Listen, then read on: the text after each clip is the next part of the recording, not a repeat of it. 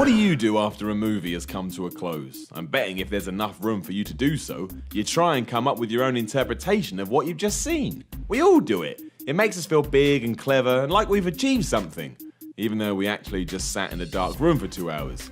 Sometimes these humdrum concepts actually have a touch of logic behind them. The more you think about it, the more they start to make sense. Then you post it on the internet and if someone agrees with you, forget about it. It's now a fact. I'm Simon from What Culture, and this is 9 insane movie theories that actually make sense. Number 9. The mayor in Jaws has been covering up shark attacks for years. So we're in Bizarro land already.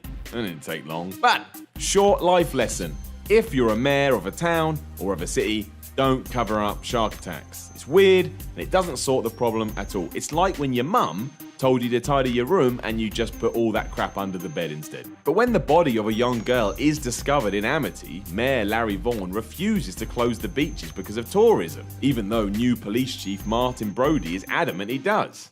The beaches are open and the people are having a wonderful time. Amity, as you know, means friendship.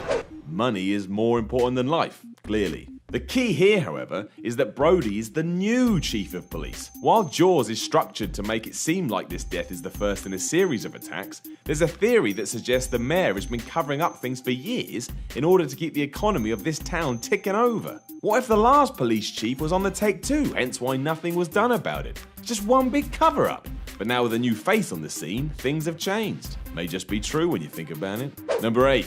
Gandalf actually told the Fellowship to use the Eagles in the Lord of the Rings trilogy. You know the stupidest thing about Lord of the Rings? Frodo f***ing walks to Mount Doom. He walks! Which is even dumber because Gandalf can summon massive eagles that will literally fly you anywhere you want to go.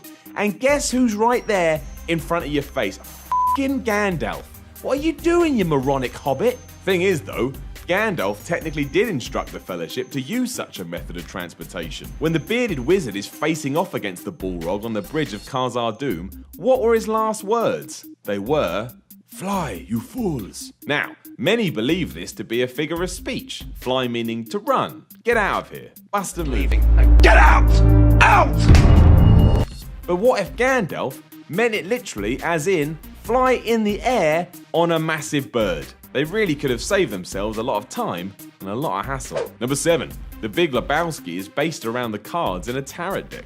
While there may be countless theories as to what the Big Lebowski really means, one of the weirder ones comes in the form of a tarot deck. You know, those cards that pretend to tell your future with pictures. Those things. To break such a concept down, for starters we have the dude taking on the role of the fool, who is shown falling off a cliff in some tarot decks. Given the dude falls over a lot in the movie, there is some reasoning there. Next, we have Walter, a man who has a brash attitude and a love of guns. I'm crazy!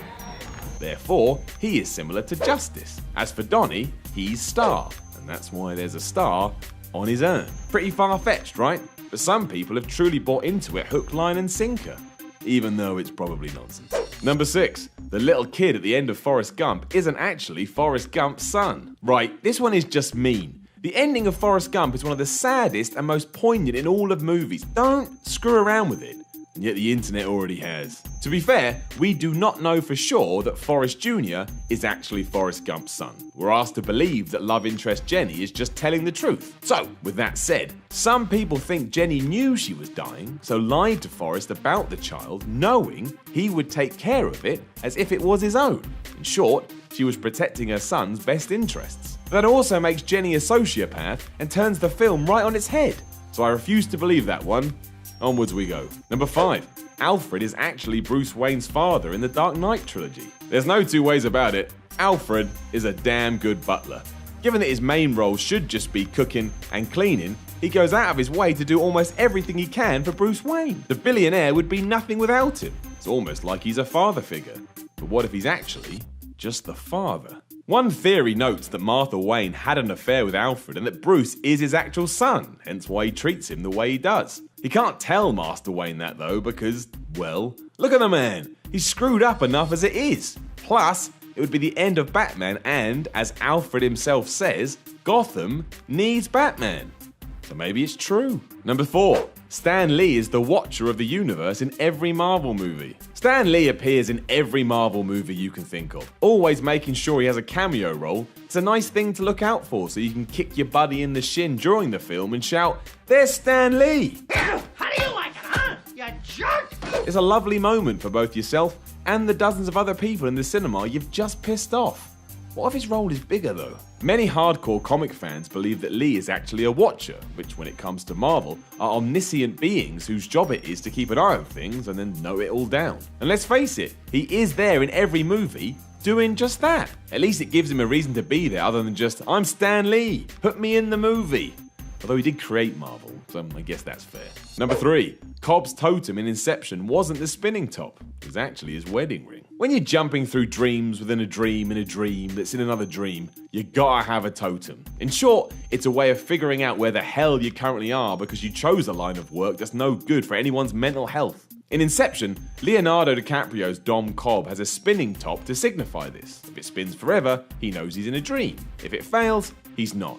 Some people, though, think his totem was actually his wedding ring. It sounds like hullabaloo at first, but it's a fact that Cobb's wedding ring can be seen in every single dream scene and never in any scenes that are set in the real world, which is actually rather interesting.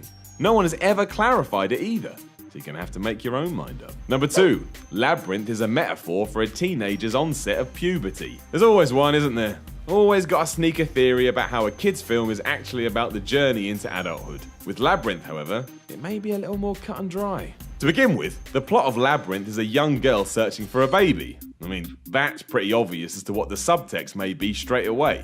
Next, she is trapped in what is essentially a maze, which is, as we know, an odd and constantly changing place that's difficult to emerge from.